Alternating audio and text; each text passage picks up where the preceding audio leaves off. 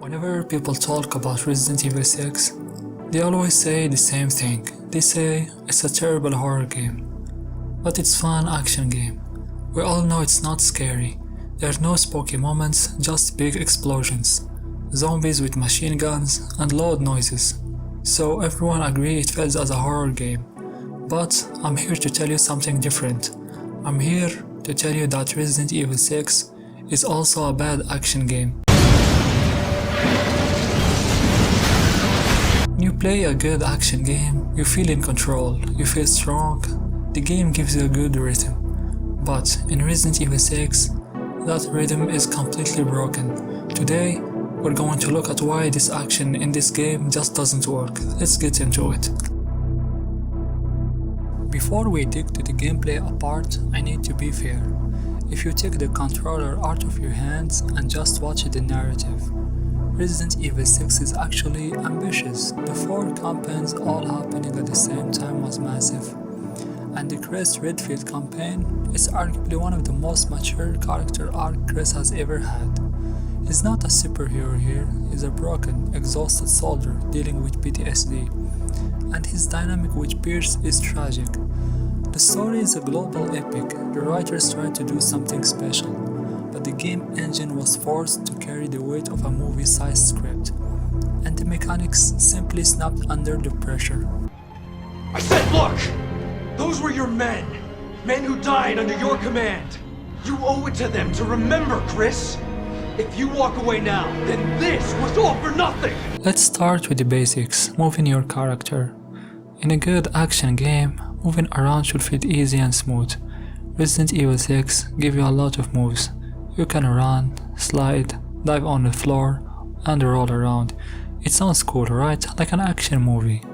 But the problem is the camera.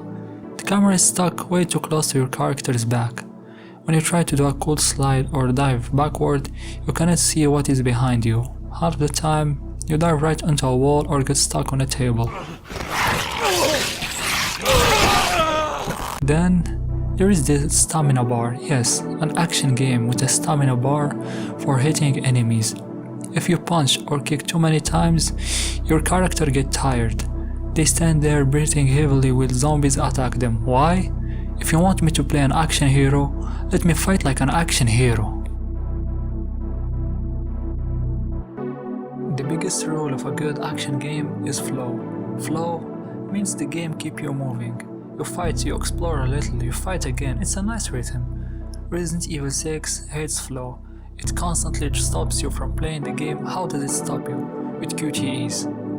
You're running away from a monster, suddenly a cutscene plays, a big truck flies at you, the screen flashes. Press X quickly. If you do not press it fast enough, you die. You have to wait for that loading screen and do it all over again. It is exhausting. It does not feel like you are fighting, it feels like you are doing homework. And it's not just quick time events. The game loves to take the camera away from you. You are in the middle of a big gunfight, having fun. Suddenly the camera zooms in a door opening across the room. While you are watching the door, an enemy punches you. You cannot defend yourself because the game took control away. Now let's talk about the shooting. This is an action game about guns, so shooting should feel good, right? Think about Resident Evil 4. When you shoot a zombie in the leg, in RE4, they fall to their knees. When you shoot them in the head, their head snaps back. You feel the impact, it's so satisfying. Every bullet feels heavy and powerful. In Resident Evil 6, you do not feel any satisfaction. The weapons feel like a toy guns. You shoot enemies and they barely react. You just keep shooting until they suddenly drop dead. There is no crunch, no weight to it. Instead of you dropping the enemies, they are always dropping you. Because the cover system is bad, you try to run around, but enemies have perfect aim. They shoot you with a machine gun and your character falls down. An explosion hits you, you fall down. A zombie jumps on you, you fall down. Then you have to wait for the slow animation of your character getting back up. By the time you are on your feet, another explosion knocks you back down again. This is not fun action, it's just frustrating. Okay, so let's talk about the vehicles. For some reasons, the developers thought an action game needs driving levels. There is a part where you drive a car. There is a part where you ride a snowmobile. There is even a part where you fly a fighter jet. These sections are awful. The vehicles handle like shopping carts with broken wheels. When you fly the jet, the control makes no sense. You hit walls, you fail the mission, and you just want it to be over. If your game is about shooting monsters, focus on making the shooting good. Don't add bad driving games just to make the game longer. So, is Resident Evil 6 a good action game? Not exactly.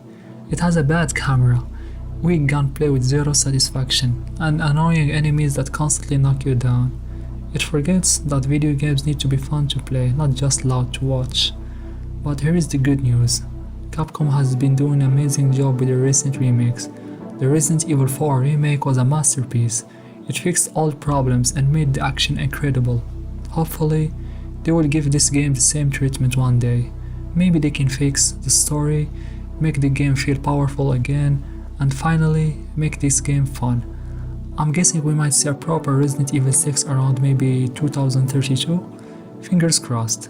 Until then, we're stuck with the messy, frustrating game we have now.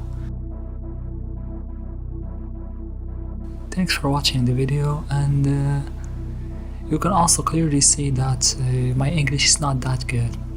Maybe it's good, I don't know. But yeah, I'm trying my best. And it's my first time recording a video, so I was kinda stressed, you know. So yeah, thanks for watching, and recently I finished Resident Evil 9. It was a great game, so maybe, I don't know, but maybe I can make a video about it. Yeah, maybe. So until then, see you later, and take care.